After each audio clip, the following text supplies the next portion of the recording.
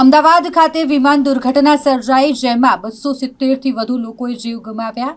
આ 270થી વધુ લોકો જે આ દુર્ઘટનામાં મૃત્યુ પામ્યા, તેમાંના એક ગુજરાતના પૂર્વ મુખ્યમંત્રી સ્વર્ગસ્થ વિજયભાઈ રૂપાણી।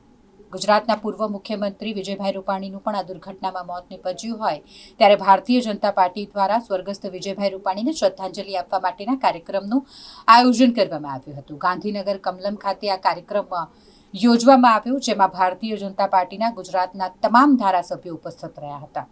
સાથે જ ગુજરાતના મુખ્યમંત્રી ભૂપેન્દ્ર પટેલ, ભારતીય જનતા પાર્ટીના રાષ્ટ્રીય અધ્યક્ષ જેપી નડ્ડા, ભારતીય જનતા પાર્ટીના ગુજરાતના અધ્યક્ષ સી.આર. પાટીલ સહિત ભારતીય જનતા પાર્ટીના અગ્રીમ નેતાઓ, કાર્યકર્તાઓ તમામ ઉપસ્થિત રહ્યા હતા। ગુજરાતના પૂર્વ મુખ્યમંત્રી વિજયભાઈ રૂપાણીને શ્રદ્ધાંજલિ અર્પણ કરવામાં આવી છે।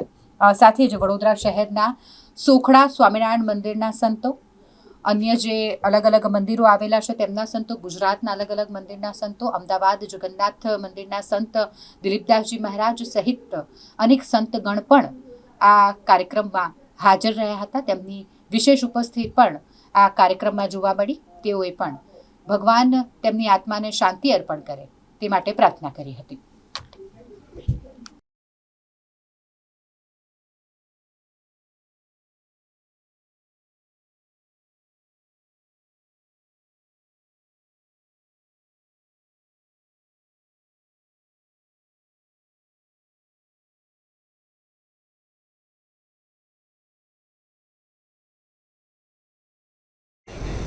बारहवीं जून